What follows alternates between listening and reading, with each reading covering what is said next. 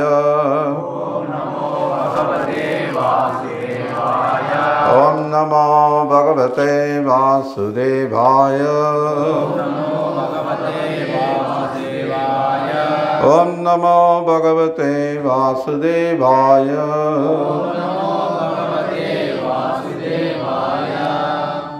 பகவத்கீதை உண்மை உறவில் 17வது அத்தியாயம் நம்பிக்கையின் பிரிவுகள் 10வது ஸ்லோகம்.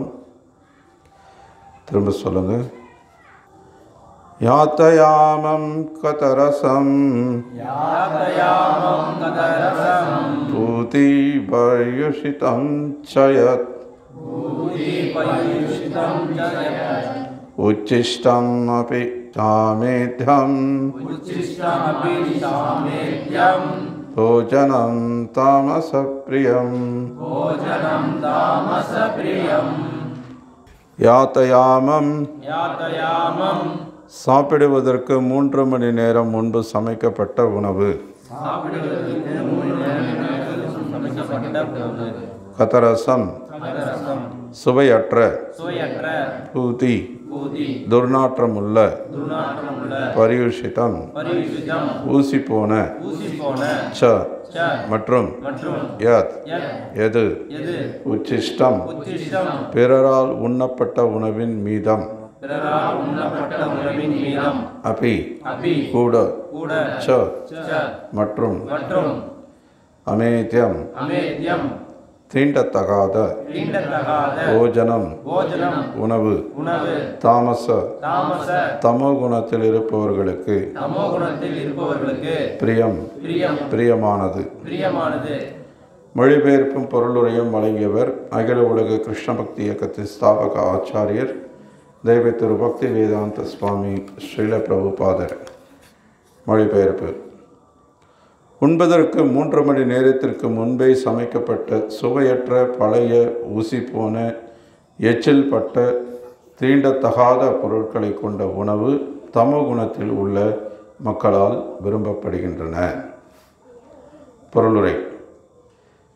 உணவின் நோக்கம் ஆயுளை நீட்டித்து மனதை தூய்மைப்படுத்தி உடல் பலத்தை வளப்படுத்துவதாகும். உணவின் ஒரே குறிக்கோள் இதுவே.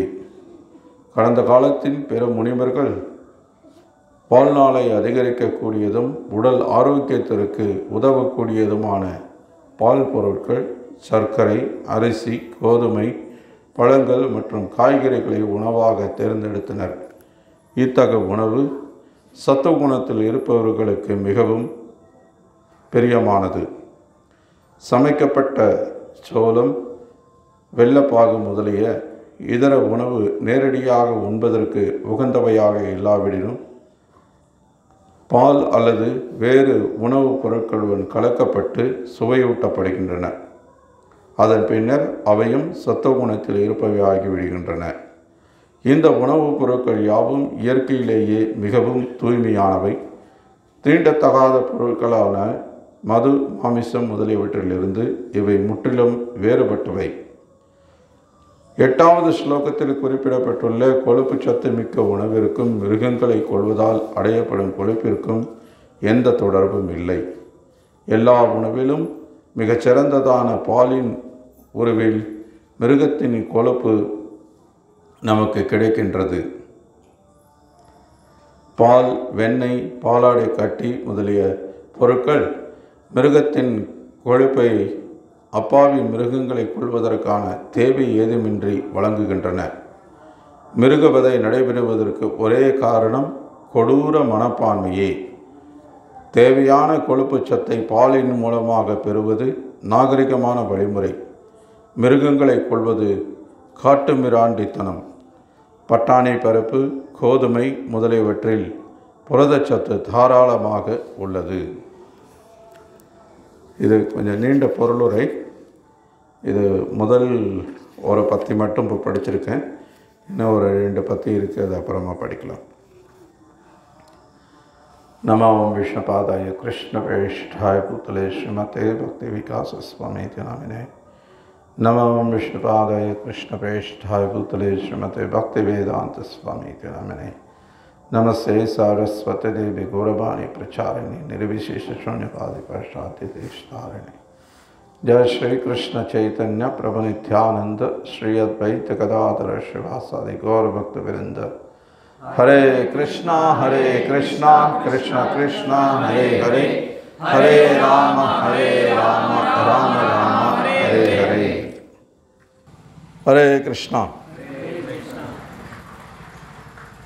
நீங்கள் பகவத்கீதை 17வது அத்தியாயத்தில் இந்த ஸ்லோகம் இதுக்கு முந்தைய 2 ஸ்லோகங்களிலும் சத்துவகுணம், ரஜகுணம், தமகுணம் என்ற இந்த 3 குணங்களில் இருக்கக்கூடிய மக்களுக்கு பிரியமான உணவு என்ன என்பதை கிருஷ்ணர் விவரித்துட்ருக்கார்.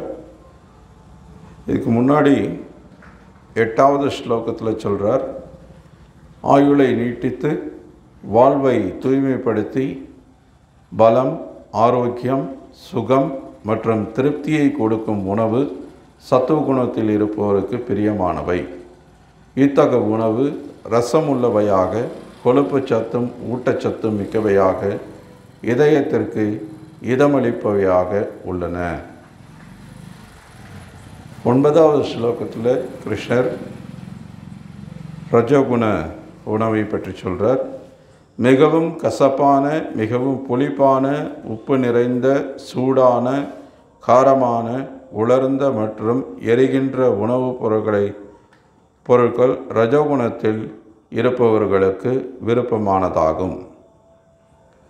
இத்தகைய உணவு துன்பம், சோகம் மற்றும் நோயை உண்டாக்குகின்றது.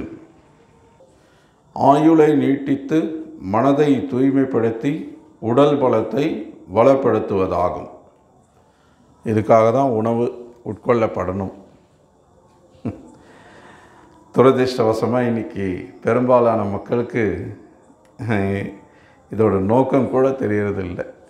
ஏதோ பிறந்தோம், வாழ்கிறதுக்காக சாப்பிட வேண்டியிருக்கு, எதையோ ஒன்று சாப்பிடுவோம் அப்படின்னு சொல்லி இன்றைக்கி சாப்பிட்டுருக்காங்க. ஆனால் கிருஷ்ணர் இவ்வளோ அழகாக எந்த உணவு உடலுக்கு பலத்தை கொடுக்கும், ஆரோக்கியத்தை கொடுக்கும், சாத்விகமான உணவு எது, ரஜகுண உணவு எது, தமகுண உணவு, இந்த உணவுகளால் உண்டாகும் விளைவு என்ன, இதெல்லாம் ரொம்ப அழகாக இங்கே சொல்லியிருக்கிறார். இதன்படி நடந்தாலே மக்கள் இன்னைக்கு பெரும்பாலான வியாதிகளை தவிர்க்கலாம். கிருஷ்ணர் இங்கே பரிந்துரைக்கக்கூடிய உணவு பழக்கத்தை கடைபிடித்தாலே பெரும்பாலான வியாதிகளை தவிர்க்கலாம். உணவே மருந்து அப்படின்னு முன்னாடியெல்லாம் சொல்லிகிட்டு இருந்தாங்க. இன்றைக்கி மருந்தே உணவு, அப்படியே தலைகளாக மாறிப்போச்சு. இன்றைக்கி நிறைய பேர் பார்த்திங்க அப்படின்னா இவ்வளோ வச்சுருக்காங்க, ஒரு வேளைக்கு இவ்வளோ மாத்திரை சாப்பிட்றாங்க. அப்போ என்ன, இதுதான் உணவே அவங்களுக்கு. உணவை உணவாக உட்கொள்ளாமல் நம்முடைய நாக்கு திருப்திக்காக, புலன் திருப்திக்காக எல்லாத்தையும் எதையும் சுவைக்கணும்னு சொல்லி நம்ம சாப்பிட போகும்போது கண்டிப்பாக அதற்கேற்ற விளைவு இருக்குது. பொதுவாக இந்த மனித வாழ்க்கை என்பது தவம் புரிவதற்கானதுன்னு ஸ்ரீமத் பாகவதம் ரிஷபதேவர் நமக்கு சொல்கிறார். தப்போ திவ்யம் புத்திரகா ஏன சத்வம் பிரம்மசௌக்கியம் துவனந்தம். தப்போ திவ்யம், தவம் புரியணும். அந்த தவம் எதுக்காக அப்படின்னா திவ்யமான நோக்கத்துக்காக இருக்கணும். அப்படின்னா இந்த உடல் என்ற உணர்வை தாண்டி உன்னத நிலையில் ஆன்மீக தளத்தில் செயல்படக்கூடிய செயல் அது தப்போ திவ்யம். அந்த மாதிரியான தவம் தப்போ திவ்யம் புத்திரகாயின சத்வம், அது சத்துவகுணத்தில் செயல்படுத்தக்கூடிய அந்த செயல் என்ன பண்ணுது, பிரம்ம சௌக்கியம் துவனந்தம், பிரம்ம சௌக்கியத்தை கொடுக்குது. அது எல்லையில்லாத ஆனந்தத்தை கொடுக்கக்கூடியது அது. ஆனால் பெரும்பாலான மக்களுக்கு இன்றைக்கி புலன் கட்டுப்பாடு, மனக்கட்டுப்பாடு, சுய கட்டுப்பாடு அப்படின்ற விஷயங்கள்லாம் இருக்குன்றதே தெரியாது. இதெல்லாம் என்னன்னு கேட்பாங்க. அந்த நிலையில் தான் இன்றைக்கி இந்த உலகம் இயங்கி கொண்டிருக்கு. குறிப்பாக இந்த நவீன உலகத்தில் மக்கள் இதை பற்றியெல்லாம் கேட்குறதும் கிடையாது, கேட்டாலும் அதை செயல்படுத்துறதும் கிடையாது. மிக குறைந்த அளவில் இருக்கக்கூடிய சில பக்தர்கள் மட்டுமே இதுக்கான முயற்சியில் ஈடுபடுறாங்க. ஸோ அதன் விளைவு என்ன அப்படின்னு பார்த்தோம்னா, இங்கே கிருஷ்ணர் சொல்கிற மாதிரி பெரும்பாலும் சத்துவகுண உணவு அது கூட அவங்களுக்கு தெரியாமல் போயிடுச்சு. பெரும்பாலும் ரஜகுணம் மற்றும் தமகுண உணவுகளை தான் உண்றாங்க. ஸோ அதனுடைய விளைவு என்ன இங்கே கிருஷ்ணர் சொல்கிறார். இப்போது ரஜகுண உணவு என்றால் துன்பம், சோகம் மற்றும் நோயை உண்டாக்குகிறது. துன்பத்தை கொடுக்குறது, சோகத்தை கொடுக்கிறது மற்றும் நோயை கொடுக்கிறது. ஆனால் அதே சமயத்தில் சத்துவகுண உணவு அப்படின்னு சொல்லும்போது அது ஆயுளை நீட்டிக்கிறது, வாழ்வை தூய்மைப்படுத்துறது, பலம் கொடுக்கிறது, ஆரோக்கியமானதாக இருக்குது, சுகமானதாக இருக்குது, எல்லாத்துக்கும் மேலே திருப்தி கொடுக்கும் சாத்விக உணவு. ஸோ எது சாத்விக உணவு? சில பிரபுபாதர் இங்கே இந்த பொருளுரையில் இந்த முதல் பத்தியில் சொல்கிறார். பால், தானியங்கள், அரிசி, கோதுமை, பருப்பு, இது மாதிரி தானியங்கள், சர்க்கரை, காய்கறிகள், பழங்கள், இவையெல்லாம் சாத்விகமான உணவு. கிருஷ்ணர் பகவத்கீதையில் பத்திரம் புஷ்பம் பலம் தோயம் யோமே பக்தியா பிரயச்சதி. பத்திரம் இலை, துளசி இலை, புஷ்பம், பழம், ஏதாவது பழம், தோயம் தண்ணீர், இதை பக்தியோடு எனக்கு அர்ப்பணித்தால் அதை நான் ஏற்கிறேன். அஸ்னாமி பிரயதாத்மன. பக்தியோட அன்போடு அதை அர்ப்பணிக்கும் பட்சத்தில் அதை நான் ஏற்கிறேன்னுங்கிறார். சத்வகுண உணவு, ரஜகுண உணவு, தமகுண உணவு, இதை எல்லாத்தையும் தாண்டி பக்தரை பொறுத்தவரை அது கிருஷ்ண பிரசாதமாக இருக்க வேண்டும். என்னதான் சாத்விகமான உணவாக இருந்தும் அது கிருஷ்ண பிரசாதமாக இல்லை,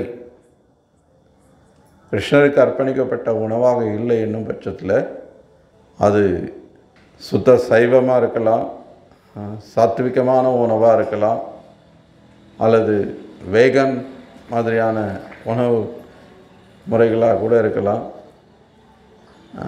இந்த மாதிரி எந்த வகையான உணவாக இருந்தாலும் அது கிருஷ்ணருக்கு அர்ப்பணிக்கப்படாதது என்றால் அது உண்ண தகுந்ததே அல்ல.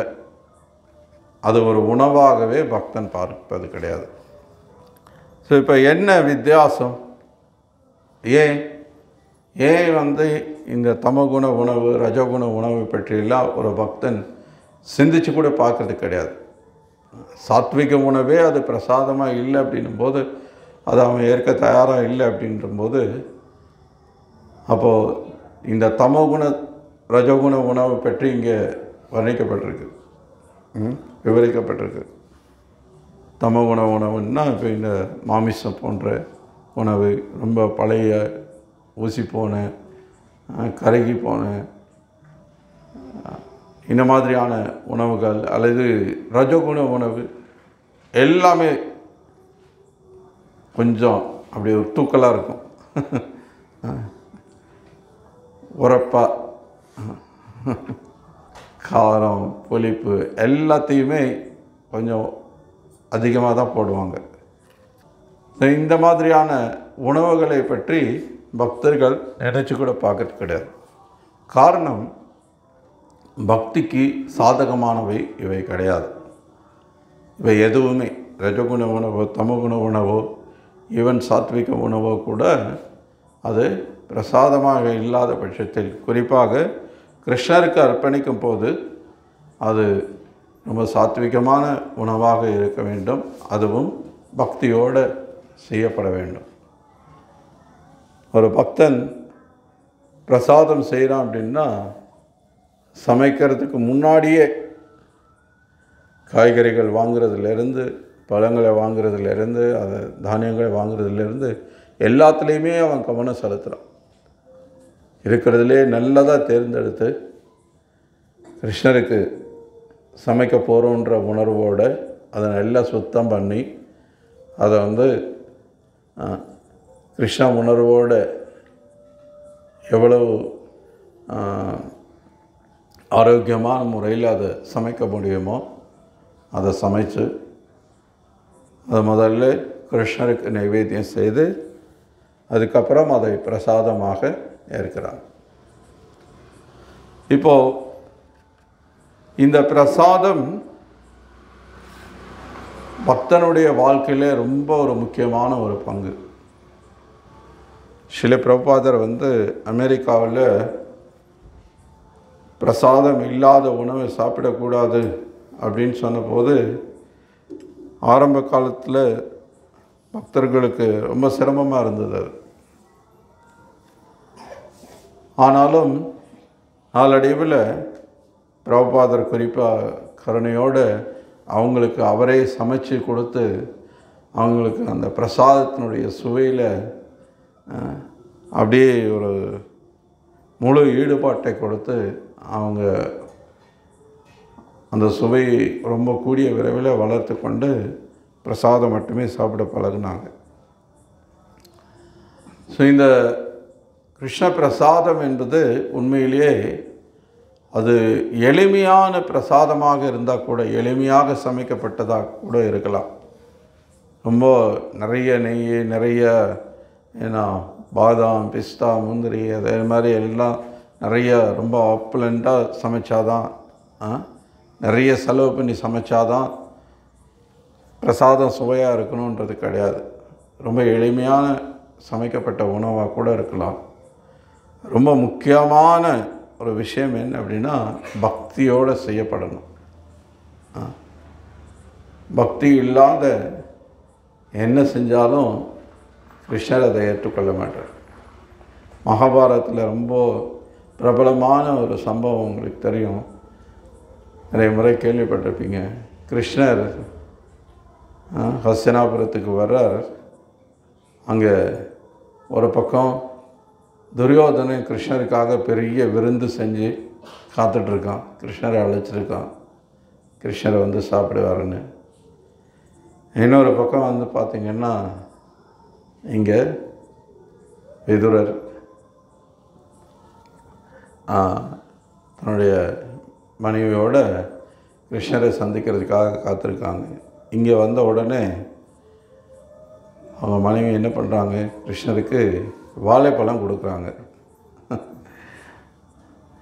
ஆனால் பழமாக கொடுத்தாங்க இல்லை, கிருஷ்ணருடைய அழகில் அப்படியே மயங்கி போய், கிருஷ்ணர் பேசுகிற அந்த பேச்சில் அப்படியே மயங்கி போய் அவங்க என்ன செய்யறன்னே தெரியாமல் பழத்தை உரித்து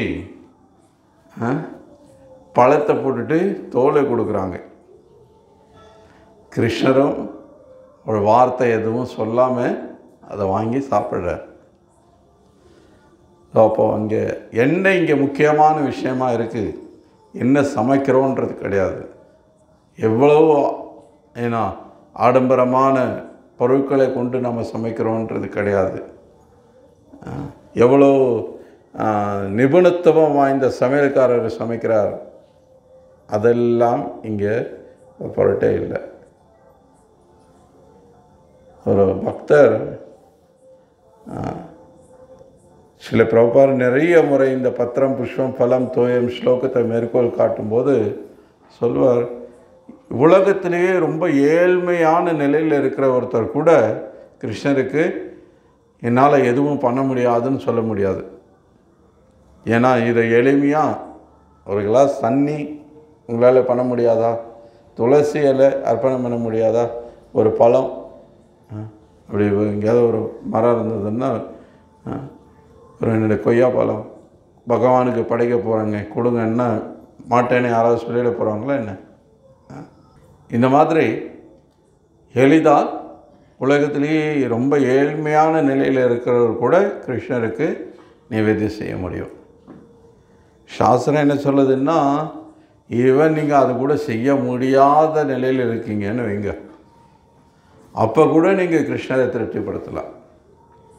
சில பிரபார் இன்னொரு ஒரு பிரபலமான ஒரு சம்பவத்தை மேற்கோள் காட்டுவார் அடிக்கடி. இங்கே தென்னிந்தியாவில் நடந்த ஒரு சம்பவம். ஒரு பிராமணர்கள் பொதுவாகவே ஏழ்மையோடு தான் வசிப்பாங்க. தானாகவே ஏழ்மையை ஏற்றுக்கொள்ளக்கூடியவர்கள் தான் வேதகால பிராமணர்கள். அதுதான் வேத கலாச்சாரம். ஏன்னா பிராமணா அப்படின்னா பிரம்ம ஜானாதி இது பிராமணா, பிரம்மத்தை அறிவதற்காக அவங்க வாழக்கூடியவர்கள். பிரம்மத்தை அறிய வேண்டும் என்பது தான் அவங்களுடைய குறிக்கோள். இந்த பௌதிக விஷயங்களை, ஆடம்பரங்களை அதிகரித்து கொண்டு இந்த பௌதிக விஷயங்களை பராமரிக்கிறதுல நேரத்தை வீணடிக்கிறதுக்கு அவங்க விருப்பம் இல்லாதவர்கள். அப்படி யாராவது தானமாக ஏதாவது அதிகமாக கொடுத்துட்டாங்கன்னா கூட தன்னுடைய அந்த நாள் தேவைக்கு என்னவோ அதை வச்சுக்கிட்டு மீதி எல்லாத்தையும் அவங்க மற்றவங்களுக்கு தானம் கொடுத்துருவாங்க. ஸோ பிராமணா அப்படின்னா பட்டன், பாட்டன், யஜன், யாஜன், தான, பிரதிகிரகம், இந்த 6 விஷயங்கள். ஸோ பிராமணர்களுக்கு தானம் பெறுவதற்கும் கொடுப்பதற்கும் அனுமதி உண்டு. ஸோ பிராமணர்கள் தானம் பெற்றால் கூட அதிகமாக இருக்கும் பட்சத்தில் அதை என்ன பண்ணிவிடுவாங்க, மற்றவங்களுக்கு கொடுத்துருவாங்க. இல்லைன்னா எங்கேயாவது ஒரு ஓரமாக போட்டுட்டு போயிடுவாங்க, யாராவது வேணுங்கிறவங்க எடுத்துக்கிட்டோம் அப்படின்னு சொல்லி. மகாபாரதத்தில் பார்த்திங்க அப்படின்னா பகவத்கீதையிலே கிருஷ்ணர் அர்ஜுனனை தனஞ்சய அப்படின்ற பேரில் அழைப்பார். சில இடங்களில் தனஞ்சய அப்படின்னா தனம்னா செல்வம், செல்வத்தை வென்றவன் அப்படின்னு அர்த்தம். எப்படி அர்ஜுனன் செல்வத்தை வென்றான், அதுக்கு மகாபாரதத்தில் கதை இருக்குது. யுதிஷ்டர மகாராஜர் ராஜசூய யாகம் பண்ண போகிறார். யாகம் பண்ணுறதுன்னா இன்றைக்கி மாதிரி ஒரு 1000 ரூபா 1500 ரூபா கொடுத்து ஒரு பிராமணர் கூப்பிட்டு ஒரு 4 செங்கலை வச்சு ஏன்னா அதில் ஒரு 10 குச்சியை போட்டு எரித்து சில மந்திரத்தை சொல்லிட்டு போகிற அந்த மாதிரி யாகம் கிடையாது. ராஜசூய யாகம் அப்படின்னா பல நூற்றுக்கணக்கான ஆயிரக்கணக்கான பிராமணர்கள் உலகம் முழுக்க இருக்கவங்க வருவாங்க. பெரிய பெரிய ராஜாக்கள், உலகம் முழுக்க இருக்கக்கூடிய சத்திரிய மன்னர்கள் எல்லாம் அழைக்கப்படுவாங்க விருந்தாளிகளாக. அவங்க எல்லாருக்கும் எல்லா தேவைகளையும் பூர்த்தி செய்து அவங்களுக்கு தங்குறதுக்கு ஏற்பாடுகள் செய்து அவங்களுக்கு எல்லா தேவைகளையும் பூர்த்தி செய்து வரக்கூடிய பிராமணர்களுக்கெல்லாம் அந்த யாகம் செய்து முடிஞ்ச பிறகு தானங்கள் வாரி வழங்கணும். பல லட்சக்கணக்கான கோடிக்கணக்கான பசுக்களை தானமாக கொடுக்கணும். நிறைய தங்கம், வெள்ளி, இந்த மாதிரி நிறைய விலை மதிப்பு இல்லாத ஆபரணங்கள் உட்பட எல்லாத்தையும் நிறைய தானம் கொடுக்கணும். அப்போ தான் அது யாகம். மன்னர்கள் காலத்தில் அது மாதிரி யாகங்கள் செய்யப்பட்டது. ஸோ இப்போது பாண்டவர்கள் ஏற்கனவே கௌரவர்களால் ஏமாற்றப்பட்டு எல்லாத்தையும் இழந்துட்டு தான் வனவாசம் போயிருந்தாங்க. இப்போ வனவாசம் முடிஞ்சு இப்போது போர் நடந்து போரில் ஜெயிச்சாச்சு. ஆனால் இப்போ கையில் ஒன்றும் கிடையாது. என்ன, இப்போ ஒன்றும் பெரிய செல்வம் எதுவும் இல்லை. ஆனால் யுதிஷ்டருடைய விருப்பம் என்ன, கிருஷ்ணர் தான் பரமபுருஷ பகவான், அவரை வழிபடுறதுக்காக தான் நம்ம இங்கே இருக்கோம் அப்படின்றத இப்போ உலகத்தையே ஆளக்கூடிய ஒரு பேரரசராக ஆன பிறகு அதை உலகத்துக்கு நம்ம காட்டணும், உலக மக்கள் இந்த உண்மையை அறியணும் என்பது அவருடைய விருப்பம். ஸோ அப்படி இல்லைன்னா நான் இந்த அஸ்தினாபுரத்தினுடைய அரியாசனத்தில் அமர்றதில் அர்த்தமே கிடையாது அப்படின்னு சொல்லி அவர் இந்த யாகம் செய்ய முன்வரார். அப்போது அந்த யாகம் செய்கிறதுக்காக மற்ற 4 பாண்டவர்களையும் 4 திசையிலையும் அனுப்பி செல்வத்தை சேகரிச்சுட்டு வர சொல்வார். 4 பேரும் பீமா, அர்ஜுனா, நகுல, சகாதேவன் 4 பேரும் ஆளுக்கு ஒரு திசையில் போவாங்க. அப்போது கிருஷ்ணர் அர்ஜுனனை வடக்கு திசையில் போக சொல்லி அறிவுறுத்துவார். இமயமலை பகுதியில் ஒரு குறிப்பிட்ட இடத்த சொல்லி அங்கே போனால் நிறைய தங்கம் இருக்குது அப்படின்னு சொல்லுவார். அதுக்கு ஒரு கதை சொல்லுவார். என்னென்னா, ரொம்ப காலத்துக்கு முன்பு வேற ஒரு ராஜா இந்த மாதிரி ஒரு பெரிய யாகம் பண்ணினார். அந்த யாகத்தில் நிறைய ஆயிரக்கணக்கான பிராமணர்கள் பங்கெடுத்துட்டாங்க. அந்த பிராமணர்களுக்கெல்லாம் அப்படியே வண்டி வண்டியாக தங்கத்தை அள்ளி கொடுத்துருக்கிறார் தானமாக. யார்? அன்னைக்கு யாகம் பண்ண அந்த ராஜா. ஸோ இந்த பிராமணர்கள்லாம் என்ன பண்ணினாங்க, இவ்வளவு தங்கத்தை நம்ம தூக்கிட்டு போகிறதுக்கு இதெல்லாம் இங்கேயே ஓரமாக போட்டுட்டு போயிடலாம். வேணான்னு தானம் கொடுக்கும்போது அது வேணான்னு சொல்ல முடியாது. அதை வாங்கி என்ன பண்ணிட்டாங்க, அங்கேயே ஒரு ஓரமாக போட்டுட்டாங்க. ஸோ இப்போது அர்ஜுனா, நீ அங்கே போனேன்னா அந்த தங்கம் எல்லாம் அங்கே இருக்குது அப்படின்னு சொல்லி சொல்லுவார். அந்த மாதிரி அர்ஜுனன் போய் அந்த தங்கம் எல்லாம் கொண்டு வந்ததுனால தான் அவனுக்கு தனஞ்சயா அப்படின்ற அந்த பேர். ஸோ கருத்து என்ன அப்படின்னா, பிராமணர்கள் பொதுவாக நிறைய செல்வத்தை சேர்த்துக்க விரும்ப மாட்டாங்க. பிராமணர்கள் ரொம்ப எளிமையாக தான் அவளை விரும்புவாங்க. ஸோ இப்போ எதுக்காக இந்த கதை சொன்னோம்?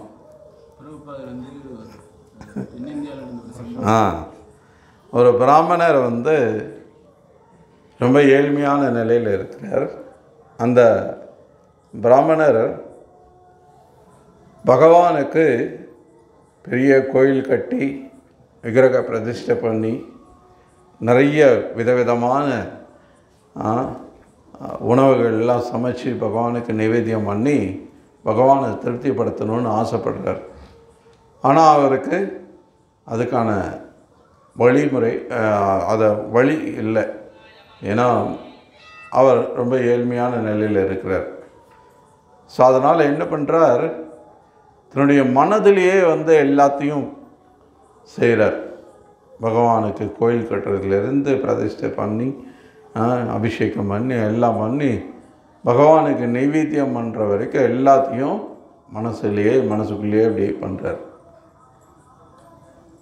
அப்படி மனசுக்குள்ளே நைவேத்தியம் பண்ணும்போது எல்லாம் செஞ்சு முடித்து நைவேத்தியம் பண்ண போகும்போது இந்த கீர் செஞ்சு அதை நைவேத்தியம் பண்ண போகிறோம், ஒருவேளை அது ரொம்ப சூடாக இருக்குமோ, அதை கொஞ்சம் சூடு ஆற வச்சு நம்ம நைவேத்தியம் பண்ணலாமோ அப்படின்னு யோசித்து அது சூடாக இருக்கா அப்படின்னு அப்படி தொட்டு பார்க்குறார். தொட்ட உடனே விரல் சுட்டுடுது. அப்படியே கண்ணை மூடி அவர் மனசில் தியானம் பண்ணிட்டு இருந்தவர் இப்போ அந்த விரலை சுட்ட உடனே வெளி உணர்வுக்கு வந்துடுறார். ஸோ எதுக்காக பிரபுபாரி இந்த கதையை சொல்லுவார் அப்படின்னா, இப்போ அந்த மனசில் அவர் என்னெல்லாம் நினச்சி பண்ணாரோ அது எல்லாமே கிருஷ்ணர் அப்படியே அதை ஏற்றுக்கிட்டு இருக்கிறார். அது அப்படியே நடக்கிறது. அவர் மனசில் தியானித்தது எல்லாமே நடந்துகிட்ருக்கு. அதனால தான் அந்த கீர் சமைச்சு அது சூடாக இருக்குது, அது இவர் தொட்டு பார்க்கும்போது சூடாக இருக்குது அப்படின்றதும் கூட தெரியப்படுத்துறது. ஸோ கிருஷ்ணருக்கு ஒருத்தரை திருப்திப்படுத்தணும் அப்படின்னா எந்த நிலையிலிருந்தும் அவரை திருப்திப்படுத்தி அற்புதமான இந்த பிரசாதத்தை சுவைக்கிறது மூலமாக ஒருவர் தன்னை தூய்மைப்படுத்தி கொள்ள முடியும். குறிப்பாக இந்த கலியுகத்தில் இந்த பௌதிக உணர்வால், இந்த பௌதிக குணங்களால் பாதிக்கப்பட்டிருக்கக்கூடிய நம்மளை தூய்மைப்படுத்துறதுக்கு பிரசாதம் ரொம்ப சக்தி வாய்ந்த ஒரு விஷயம். நீங்கள் பிரசாதம் மட்டுமே சாப்பிட்றது அப்படின்ற ஒரு உறுதிமொழியோ எடுத்து நீங்கள் அதை பழகிட்டீங்க அப்படிங்கன்னா அந்த பிரசாதத்தோட சக்தி என்னன்றதை நம்ம ரொம்ப குறுகிய காலத்திலே உணர முடியும். அதுக்கப்புறம் பிரசாதம் இல்லாத உணவை நம்ம நினச்சி கூட பார்க்க முடியாது. அந்த மாற்றம் இன்றைக்கி உலகம் முழுக்க பல நூற்றுக்கணக்கான பக்தர்கள் அனுபவப்பட்டுருக்காங்க. ஆனால் அது நம்ம உறுதியாக இருக்கணும். ஏன்னா வாய்ப்பு கிடைக்கும் போதெல்லாம் பிரசாதம் சாப்பிடலாம், இல்லாத போது அங்கே இங்கே சாப்பிட்டுக்கலாம். என்ன ஏதாவது ஒரு சைவ ஹோட்டலில் பார்த்து சாப்பிட்டுக்கலாம், பிராமண ஹோட்டலில் பார்த்து சாப்பிட்டுக்கலாம். இந்த மாதிரி நம்ம நினச்சோம் அப்படின்னா இந்த ஹோட்டலில் வெங்காயம் போட மாட்டாங்க, ஸோ அதனால் பூண்டு வெங்காயம் சேர்க்காத இடம் இங்கே சாப்பிட்டுக்கலாம். அப்படியெல்லாம் நம்ம சாப்பிட்டுட்டு இருந்தோம் அப்படின்னா அப்போ நம்ம இந்த பிரசாதத்தின் மகிமையை உணர்வது கஷ்டம். ஸோ இப்போது இந்த பிரசாதம் இதோட முக்கியத்துவம் இப்போது இதை பயிற்சி செய்யும்போது நம்மளால் உணர முடியுது. இப்போ பிரசாதம் இல்லாத உணவு, இப்போ இந்த ரஜகுண தமகுண உணவெல்லாம் இன்றைக்கி அதனுடைய விளைவை நம்ம கண்கூட நம்ம பார்த்துட்ருக்கோம். இன்றைக்கி மக்கள் எந்த அளவுக்கு மிருகத்தனமாக மாறிட்டுருக்காங்க அப்படின்றத நம்ம பார்க்க முடியாது. இன்றைக்கி எதை வேணால் சாப்பிட்லாம், எல்லாத்தையும் சாப்பிட்லாம் அப்படின்ற உணர்வு இன்றைக்கி மக்கள்கிட்ட ரொம்ப மேலோங்கி இருக்கிறத நம்ம பார்க்குறோம். இன்றைக்கி உணவு இதெல்லாம் எங்கே நீங்கள் சாப்பிட்றீங்க, அசைவம் எல்லாம் ஏன்னா தமகுண உணவு, இது உங்களுடைய இரக்க குணத்தை, உங்களுடைய மற்ற உயிர்கள் மீதான அந்த கருணை என்ற அந்த குணத்தை கொண்டுட்டுருக்கு. இதெல்லாம் நீங்கள் செய்யக்கூடாதுன்னு சொன்னால் உடனே கோபப்படுறாங்க. என்ன சொல்கிறாங்க, என் தட்டில் என்ன இருக்கணும்னு சொல்கிறதுக்கு நீங்கள் யார்? நான் என்ன சாப்பிட்ணும், என்ன சாப்பிடக்கூடாதுன்னு முடிவு பண்ணுறதுக்கு நீங்கள் யார்? இப்போது கட்டுப்பாடு இல்லாத ஒரு வாழ்க்கை அது மனித வாழ்க்கையே கிடையாது. எந்த விஷயமா இருந்தாலும் ஒரு கட்டுப்பாடு இருக்கணும், ஒழுக்கம் இருக்கணும், விதிமுறைகளை கடைபிடிக்கணும். அப்போ தான் அவன் மனிதன். நீங்கள் வாகனம் ஓட்டுறீங்கன்னா வாகனம் ஓட்டும்போது போக்குவரத்து விதிமுறைகள்னு இருக்குது, பல கட்டுப்பாடுகள் இருக்குது. இப்படி தான் வாகனத்தை ஓட்டணும், இங்கே தான் வாகனத்தை நிறுத்தணும். இப்போ நீங்கள் அதை எதையும் கடைபிடிக்க மாட்டேன், நீங்கள் யாருங்க நான் சொல்கிறதுக்கு, என்ன இப்படி தான் ஓட்டணும், இங்கே தான் வண்டி நிறுத்தணும், ரெட் சிக்னல், எனக்கு அதை பற்றிலாம் கவலை இல்லை, எனக்கு போகணும் அப்படின்னு நீங்கள் போனீங்கன்னா அப்போ என்ன ஆகுது, தண்டிக்கப்படுறீங்க இல்லையா? இப்போ இந்த மாதிரி இந்த உலகத்தில் நமக்கு நிறைய கட்டுப்பாடுகள் இருக்குது. நிறைய விஷயங்களில் நீங்கள் எதை வேணால் செஞ்சிட முடியாது. நீங்கள் பாட்டுக்கு நேராக போய் போலீஸ் கமிஷனர் ஆஃபீஸில் கமிஷனர் சேரில் உட்காந்துட முடியுமா? நாளைக்கு போயிட்டு உட்காந்துட்டு நான் தாங்க இன்னையில் இருந்த கமிஷனர்,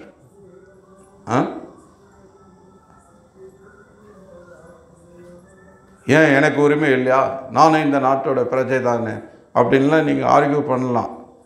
ஆனால் என்ன பண்ணுவாங்க, அடுத்த 5வது நிமிஷம் நீங்கள் கமிஷனர் சேரில் இல்லை, அங்கே இருக்கிற சிறைச்சாலைக்குள்ளே போயிடுவீங்க, ஜெயிலில் தூக்கி போட்டுருவாங்க. ஸோ நான் சுதந்திரமாக இருக்கேன், நான் என்ன வேணால் செய்யலாம், எதை வேணால் சாப்பிடலாம், என்ன வேணால் பேசலாம், என்ன வேணால் செய்யலாம் அப்படின்னு நீங்கள் இருந்தீங்க அப்படின்னா அது ஒரு எல்லையை மீறும்போது, சட்டத்தை மீறும்போது அதனால் தண்டிக்கப்படுறீங்க, அதனால் துன்பப்பட போகிறது நீங்கள் தான். மக்கள் இன்றைக்கி இந்த அசைவ உணவு சாப்பிட்றது நாகரிகமாக கருதுகிறாங்க.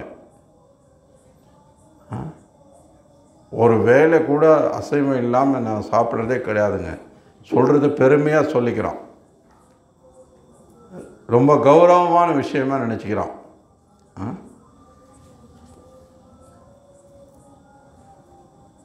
பிரியாணி இல்லாத நாளே கிடையாதுங்க. நான் தினமும் பிரியாணி தான் சாப்பிடுவேன். இப்படி இன்றைக்கி பெருமையாக சொல்லிக்கிற அளவுக்கு இன்றைக்கி மாறி இருக்கு. ஆனால் இங்கே பிரபுபாதர் என்ன சொல்கிறார், ஏன் இவங்க இந்த மாதிரியான உணவுகளை சாப்பிட்றாங்க? மிருகவதை நடைபெறுவதற்கு ஒரே காரணம் கொடூர மனப்பான்மையே. இப்போது இரக்கம் குணம் இல்லை, இந்த அசுர குணம் அதிகரிக்கலை அப்படின்னா ஏன் மக்கள் இவ்வளவு உயிர்களை கொள்கிறாங்க? இங்கே ஒரு உயிரை கொள்வது என்ன அவ்வளவு ஒரு சந்தோஷத்தை கொடுக்குற ஒரு விஷயமா என்ன? ரொம்ப மகிழ்ச்சியான ரொம்ப ஆனந்தமான ஒரு விஷயமா என்ன? நீங்கள் எல்லாருமே பார்த்துருப்பீங்க, ஒரு ஆடையோ ஒரு கோழியோ கழுத்தை அறுக்கும்போது அது எவ்வளவு துடிக்கிறது, எவ்வளவு வேதனைப்படுறது. இப்போ அதே மாதிரி நம்ம கழுத்தில் ஒருத்தர் கத்தியை வச்சு அறுக்க வந்தால் நமக்கு எப்படி இருக்கும்? மாம்சஹ இந்த வார்த்தை சமஸ்கிருதத்தில் அர்த்தம் என்ன அப்படின்னா, நீங்கள் ஒரு ஆட்டையோ கோழியோ கொல்றீங்க அப்படின்னா, இந்த பிறவியில் நீ ஆடாக இருக்க, உன்னை நான் கொல்றேன், அடுத்த பிறவியில் நான் ஆடாக இருப்பேன், நீ என்ன கொல்றதுக்கு அனுமதி கொடுக்குறேன் அப்படின்னு சொல்கிறது தான் இந்த மாம்சம். யாராவது புத்திசாலியாக இருந்தால் அதை செய்வானா? இந்த பிறவியில் நான் உன் கழுத்தை அறுக்கிறேன், அடுத்த பிறவியில் நீ என் கழுத்தை அறுத்துக்கிறதுக்கு ஒப்புதல் கொடுக்குறேன் அப்படின்னு நீங்கள் கையெழுத்து போட்டு கொடுக்கறது தான் அந்த மாம்சன்ற அந்த மந்திரத்துக்கு அர்த்தமே.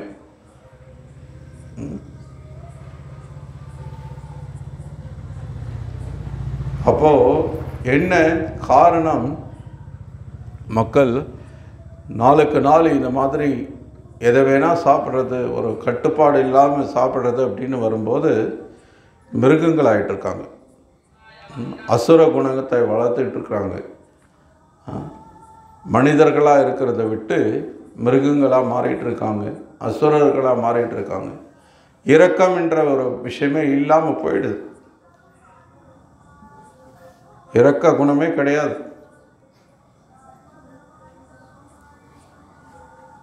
இன்னைக்கு ஒரு நாயை கொண்டு வந்து வீட்டுக்குள்ளே வச்சுட்டு பல ஆயிரக்கணக்கில் செலவு பண்ணுறதுக்கு தயாராக இருக்காங்க. ஆனால் அதே சமயத்தில் ஏன்னா செல்ல பிராணின்ற பேரில் அதுக்கு அவ்வளோ செலவு பண்ணுறாங்க. நாய் வளர்க்குறது இன்றைக்கி நாகரிகமாக போயிடுச்சு. எங்கே பசுக்களை வளர்த்துட்டு இருந்த ஒரு சமூகத்தில் இன்றைக்கி நாயை கொண்டு வந்து, அதுவும் முன்னாடியெல்லாம் நாய் வளர்க்குறது இருந்தது, முன்னாடி நாய் வளர்க்காமல் இல்லை. ஆனால் நாய் வீட்டுக்கு வெளியில் இருக்கும், வீட்டுக்கு காவலாக வீட்டுக்கு வெளியில் இருக்கும். ஆனால் இன்றைக்கி நாய் இல்லாத இடமே கிடையாது. ஒரே தட்டில் சாப்பிடுறது, அதுக்கு ஒரு வாய் இதுக்கு ஒரு, இங்கே இவன் ஒரு வாய் சாப்பிட்றான், அதுக்கு ஒரு வாய் கொடுக்குறான். இங்கே எச்சில் உணவு, தீண்டத்தகாத உணவு, அது தமகுண உணவு அப்படின்னு சொல்லியிருக்கு.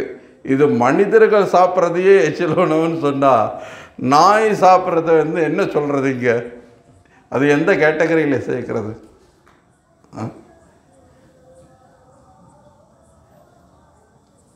பார்த்துருக்கீங்களா இல்லையா? இன்றைக்கி அதெல்லாம் வீடியோ வேறு எடுத்து போடுறாங்க. இன்றைக்கி ஷார்ட்ஸ் என்ற பேரில் இன்றைக்கி அதை பெருமையாக நாய்க்கு பீட்சா ஊட்டி விடுறான் ஒரு பக்கம், இன்னொரு பக்கம் அவனே அதை கடிச்சிக்கிறான்.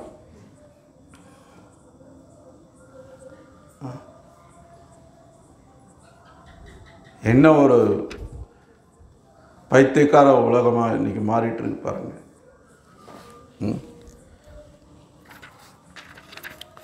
ஸோ தொடர்ந்து பிரபுபாத சொல்கிறார்,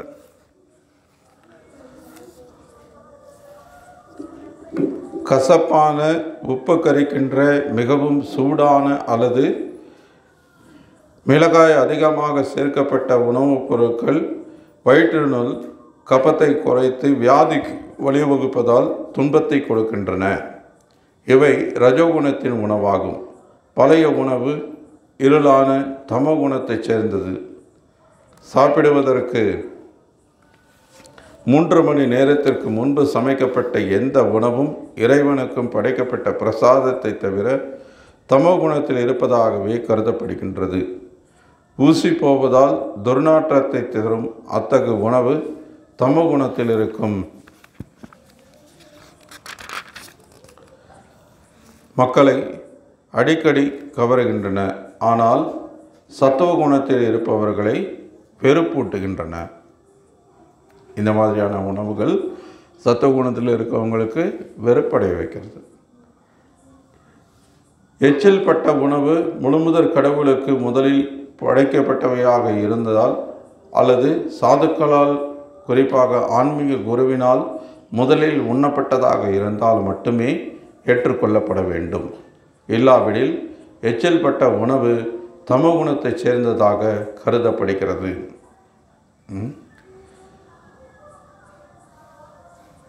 அப்போ நாய் சாப்பிட்டதை தமோகுணத்தை விட கீழானது வேறு எதுவுமே இல்லை.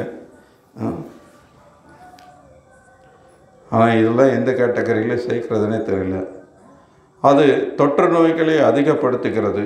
இத்தகு உணவு இருண்ட குணத்தில் இருப்பவர்களுக்கு மிகவும் சுவையானதாக இருந்தாலும் சத்துவ குணத்தில் இருப்பவர்கள் அதனை விரும்புவதில்லை, தொடுவது கூட இல்லை. பரமபுருஷ பகவானுக்கு படைக்கப்பட்ட பிரசாதமே மிகச்சிறந்த உணவாகும்.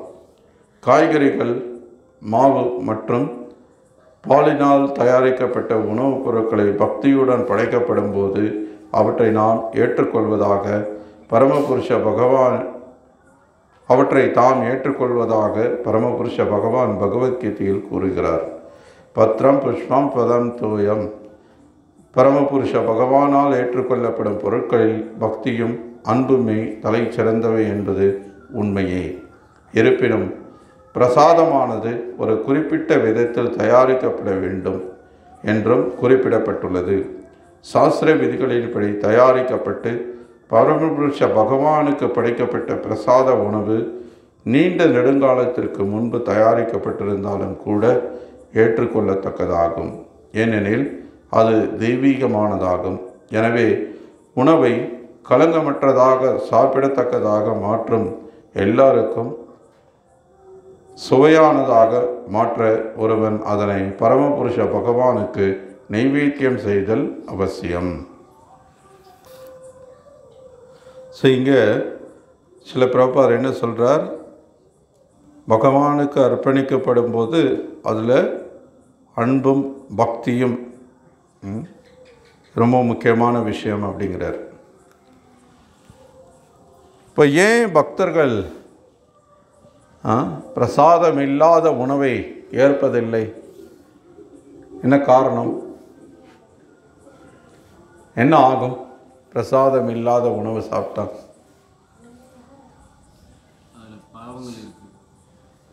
பாவங்கள் இருக்கு. எஸ், கிருஷ்ணர் பகவத்கீதையில் சொல்கிறார், புஞ்சத்தே துவக்கம் பாபம் ஏபச்சந்த ஆத்ம காரணாத். எனக்கு அர்ப்பணிக்கப்படாத உணவு சாப்பிடும்போது அது பாவத்தையே சாப்பிடுவதாகும் அப்படிங்கிறார். ஓகே, வேறு என்ன காரணம் இருக்குது?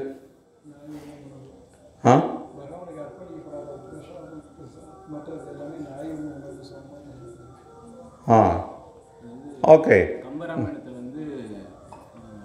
லட்சுமணர் சொன்னார், சுக்ரீவனை கூடியார் போகும்போது இதெல்லாம் பழங்கள் கொடுக்குறாங்க. அப்போ வந்து இது வந்து ராமருக்கு படைக்கப்படாது, நாய் வந்து மிச்சல், நான் சாப்பிட மாட்டேன் அப்படின்னு சொல்லி இது உதாரணத்தோடு சொல்கிறார் கம்பராமாயணத்தில்.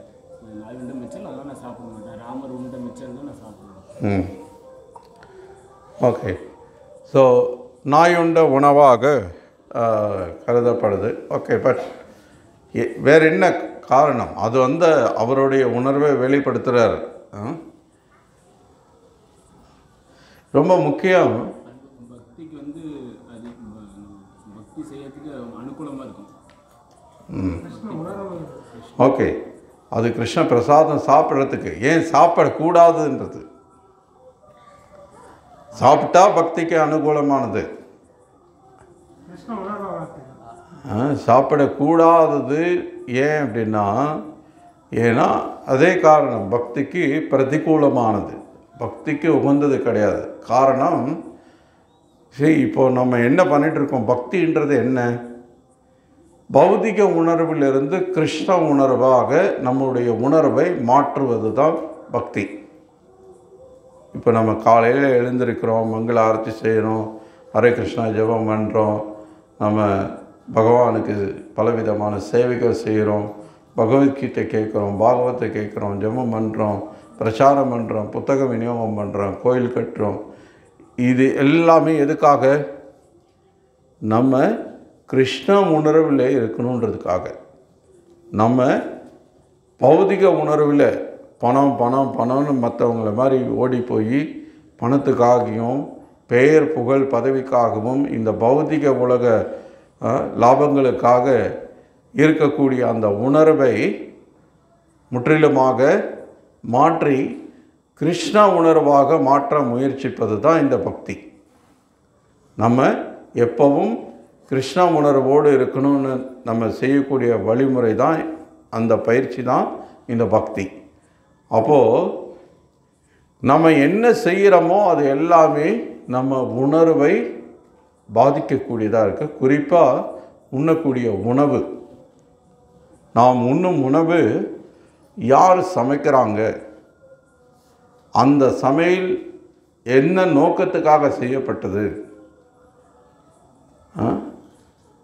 இதை அடிப்படையாக கொண்டு நம்ம உணர்வு அது பாதிக்கும். இப்போ முற்காலங்களில் நமக்கு நிறைய பேருக்கு தெரியும், ஒரு யாத்திரை போகணும், இப்போ இங்கேருந்து திருப்பதி போகணும் அல்லது வேறு ஏதாவது கோயிலுக்கு பயணம் பண்ணணும் அப்படின்னா பெரும்பாலும் நடந்து தான் பயணம் பண்ணுவாங்க. இன்றைக்கி மாதிரி இந்த வாகன வசதிகள்லாம் இல்லாத காலத்தில் நம்ம முன்னோர்கள்லாம் நடந்து தான் பயணம் பண்ணாங்க. அது நடந்து பயணம் பண்ணும்போது என்ன பண்ணுவாங்க? இன்றைக்கி மாதிரி தடிக்கு விழுந்தால் ஹோட்டல் கடையெல்லாம் இல்லை. இருந்தாலும் யாரும் அங்கே சாப்பிட மாட்டாங்க.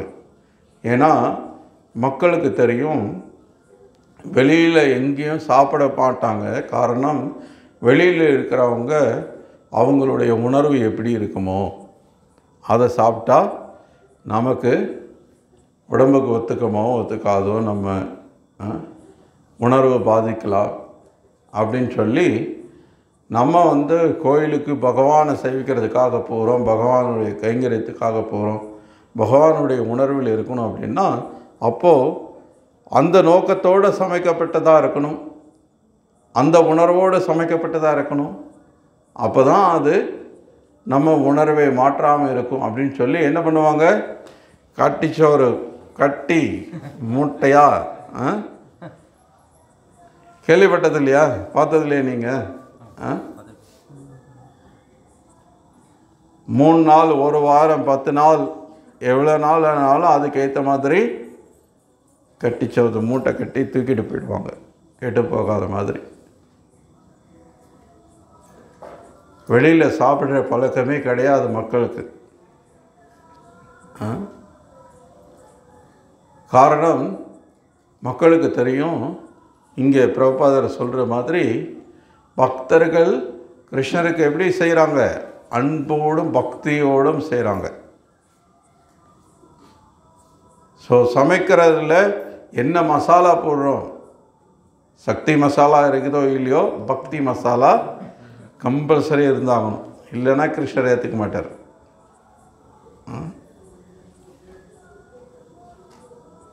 அதுக்கு தான் முன்னாடியே சொன்னேன், ரொம்ப எளிமையானதாக கூட இருக்கலாம் அந்த பதார்த்தங்கள், ஆனால் அது பக்தியோடு இருக்கும் பட்சத்தில் கிருஷ்ணர் அதை ரொம்ப சுவையானதாக சுவைத்து சாப்பிட்றார். ஸோ அப்போது ரொம்ப முக்கியமானது என்ன அப்படின்னா, இந்த உணர்வை பாதிக்கக்கூடியது. இன்றைக்கி வெளியில் இந்த பிரியாணின்னு இன்றைக்கி மக்கள் எல்லாரும் அப்படியே பைத்தியமாக அலைகிறாங்க இல்லையா? இந்த பிரியாணி செய்கிறவங்க எல்லாருடைய உணர்வு என்னவா இருக்கும் யோசிச்சு பாருங்கள். நம்ம கடைக்கு வரக்கூடிய நம்முடைய கஸ்டமர்ஸ் எல்லாம் வந்து ரொம்ப சந்தோஷமாக திருப்தியாக சாப்பிடணும் அப்படின்னு நினச்சா அவங்க சமைக்கிறாங்க? இல்லை, குறைஞ்சபட்சம் செலவு பண்ணணும், அதிகபட்சம் லாபம் ஈட்டணும் இல்லையா? இன்றைக்கி எல்லா துறையிலையும் அதுதான். குறிப்பாக உணவில் வந்து அது நிறைய அதுக்கு கலக்கக்கூடிய பல்வேறு வகையான இந்த ரசாயனங்களோடு கலந்த அந்த மசாலாக்கள் இதெல்லாம் சேர்க்கும்போது அப்போ என்ன ஆகிறது? நீங்கள் உண்மையான மசாலாவை சேர்த்திங்கன்னா ஏன்னா 1000 ரூபாய் செலவாகுதுன்னா இந்த கெமிக்கல்ஸ் எல்லாம் சேர்த்திங்கன்னா அது வெறும் 100 ரூபாயில் நீங்கள் அந்த சுவையை கொண்டு வந்துடலாம். ஸ்மெல்லும் இருக்கும், என்ன டேஸ்ட்டும் வந்துடும், கலரும் வந்துடும், பார்க்குறதுக்கு நல்லா இருக்கும், பளபளப்பா. இப்போ இது எல்லாமே வருது அப்படின்னும் போது 1000 ரூபாய் எதுக்கு நான் செலவு பண்ணணும்? 100 ரூபாய் செலவு பண்ணால் எனக்கு 1000 ரூபாய்க்கு என்ன லாபம் வருமோ அதை விட அதிகமாகவே வந்துட போகுது. இப்போது இதுதான் அவனுடைய மைண்டு இல்லையா? நீ ஹோட்டல் நடத்துகிறவங்க யாராவது வர்றவங்க வந்து திருப்தியாக சாப்பிட்டுட்டு போகட்டும்பா, வயிறார சாப்பிட்டோம், நமக்கு காசு இல்லை அப்புறம் பார்த்துக்கலாம், வருதோ இல்லையோ பகவான் நினச்சா கொடுக்கட்டும். இல்லை யாராவது அப்படி ஹோட்டல் நடத்துகிறத பார்க்குறீங்களா?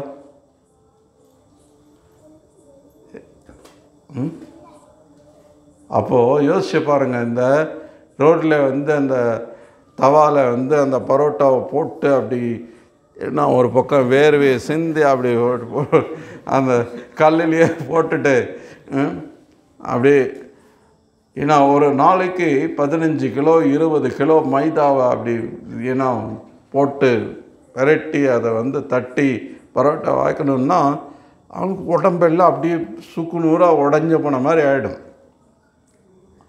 நான் பார்த்துருக்கேன். அந்த மாதிரி பரோட்டா போடுறவங்க எல்லாம் எவ்வளோ களைப்பாடுவாங்க, எவ்வளோ சோர்வடைவாங்க அப்படின்றது. அவங்களுக்கெல்லாம் என்ன உணர்வு இருக்கும் யோசிச்சு பாருங்கள். அந்த பரோட்டாவை போடும்போது ஒரு பரோட்டாவும் போடும்போது இதனால் இந்த பரோட்டாவில் எனக்கு 1 ரூபா இருக்குது, இதில் எனக்கு 1.5 ரூபா இருக்குது, அதுதான் அவனுடைய கணக்கு. இத்தனை பரோட்டா போட்டிருக்கேன், இத்தனை கிலோ மாவு போட்டிருக்கேன், இன்றைக்கி இவ்வளோ காசு. இன்றைக்கி யார் சாப்பிட போகிறாங்க? அவங்களுக்கு இதனால் உடலுக்கு ஆரோக்கியமாக இருக்குமா இருக்காதா? அவங்க திருப்தி அடைவாங்களா இல்லையா? இது மனசுக்கு இதமானதாக இருக்குமா? அதை பற்றி எல்லாம் யாருக்கும் அக்கறை கிடையாது. எவ்வளவு மக்களுக்கு நல்லா தெரியுது, ஆனாலும் பைத்தியமாக இன்றைக்கி அதை தான் போய் சாப்பிட்றாங்க. எத்தனை ஹோட்டலில் வந்து அழுகி போன சிக்கனை வந்து கொண்டு வந்து வச்சுக்கிட்டு சமைச்சிட்ருக்காங்க அப்படின்றத எத்தனை வீடியோ வருது. எத்தனையோ இந்த உணவு கட்டுப்பாட்டு டிபார்ட்மெண்ட்டில் இருந்து வந்து அதை பிடிச்சி அவங்க வந்து வீடியோ போட்டுகிட்டே இருக்காங்க ஒரு பக்கம். இன்னொரு பக்கம் மக்கள் இன்னும் பைத்தியமாக அதை அதிகமாக சாப்பிட்டுட்டே தான் இருக்காங்க. ஸோ அப்போ இது எல்லாமே எதை காட்டுது? இப்போ இந்த மாதிரி ரொம்ப கீழ்த்தரமான மோசமான இந்த உணவுகளை சாப்பிட்டு மூளை மழுங்கி போயிடுச்சு. அவங்களுக்கு அதுக்கு அப்பாற்பட்ட சிந்தனையை வளர்க்க முடியல. இது நமக்கு உடம்புக்கு இவ்வளோ உபாதையை கொடுக்குதே, இதனால் இவ்வளோ வியாதி நமக்கு வருதே, இதனால் மனசு வந்து இவ்வளவு சஞ்சலப்படுதே, இதனால் நம்ம உணர்வு பாதிக்கப்பட்டு நமக்கு அதனால் மனவியாதிகள் வேறு வருது. இதெல்லாம் யாரும் யோசிச்சே பார்க்குறது கிடையாது. ஸோ அதனால் பக்தன் கண்டிப்பாக பிரசாதம் இல்லாத உணவை நினச்சி கூட பார்க்க மாட்டான். ஏன்னா அது உணர்வை மாற்றிருச்சு. அப்படின்னா இப்போ இந்த உணவே இல்லாமல் இந்த உடல் அழிஞ்சு போயிட்டால் கூட நான் கிருஷ்ண உணர்வோடு இருந்து இந்த உடல் அழியுது அப்படின்னா எனக்கு அதனால் லாபம்தான். ஏன்னா நான் உணர்வு கிருஷ்ண உணர்வோடு இருந்திருக்கேன். இப்போ என் உணர்வு மாறி போய் இந்த உடல் என்ன தான் ஆரோக்கியமாக இருந்தாலும், நான் எவ்வளவுதான் நீண்ட நாள் வாழ்ந்தாலும் என்ன பிரயோஜனம் இருக்குது? பிரயோஜனமே கிடையாது. ராமானுஜாச்சாரியார் சொல்லுவார், இந்த தேவர்கள் வழிபாடு சம்பந்தமாக, ஏன்னா இப்போ உங்களுக்கு உயிரே போக போகிறது. உங்களை ஒரு காட்டில் இருந்து ஒரு புலியோ ஒரு சிங்கமோ துரத்துறது. உங்களுக்கு தப்பிச்சுக்கிறதுக்கு அடைக்கலம் தேடுறதுக்கு பார்த்தா அங்கே ஒன்றுமே இல்லை. ஆனால் தேவதேவதா கோயில் இருக்குது, அங்கே போனால் நீங்கள் உங்களை காப்பாற்றிக்கலாம் அப்படின்னு இருந்தால் அவர் என்ன சொல்கிறாரு? போயிடாத, மாறா நீ சிங்கத்துக்கிட்ட மாட்டி செத்து போயிடு. ஏன்னா சிங்கம் கடிச்சவனை சாப்பிட்டுடட்டும். ஏன்னா சிங்கம் சாப்பிட்டா கூட உன்னுடைய உடல் தான் அழிஞ்சு போகும். உன்னுடைய உணர்வு கிருஷ்ண உணர்வோடு அப்படியே இருக்கும். நீ கிருஷ்ண உணர்வோடு இருந்தன்னா அடுத்து உனக்கு வைக்கட்டும். அங்கே போயிட்டேன்னா என்ன ஆகும்? உணர்வு மாறி போயிடும். உடனே பௌதிக ஆசைகள் வந்துடும், பக்தி மறந்துடுவேன். அப்போது இந்த உடலை காப்பாற்றி என்ன பிரயோஜனம்? உணர்வை இழந்து. அது மாதிரி தான் இன்றைக்கி மக்கள் என்ன பண்ணுறாங்கன்னா, இந்த உடலை காப்பாற்றுறேன், இந்த உடலை சந்தோஷப்படுத்துகிறேன் நினச்சி உண்மையிலேயே உடலையும் அழிச்சிக்கிறாங்க, உணர்வையும் அழிச்சிக்கிறாங்க. எந்த விதத்துலேயும் அவங்க லாபம் அடைகிறது கிடையாது. இந்த உணர்வு, இந்த மாதிரியான உணவுகளை சாப்பிட்றது மூலமாக கண்டிப்பாக யாரும் ஆரோக்கியமாக இல்லை. எல்லாருக்கும் தெரியும், நிறைய வியாதிகள் வருது. அப்போ உடலையும் அவங்க பாதுகாக்கலை, உடலையும் காப்பாற்றிக்கலை, உணர்வையும் காப்பாற்றிக்கலை. ஸோ அதனால் பக்தர்கள் கண்டிப்பாக பிரசாதம் இல்லாத உணவை நினச்சி கூட பார்க்கறது கிடையாது, பார்க்கக்கூடாது. அப்போ தான் அவன் பக்தன். இல்லைன்னா பக்தன் சொல்லிக்க முடியாது.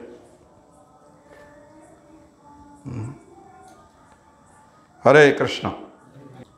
பகவத்கீதை உண்மை உறவில் கி ஜெய். ஸ்ரீல பிரபுபாத கி ஜெய்.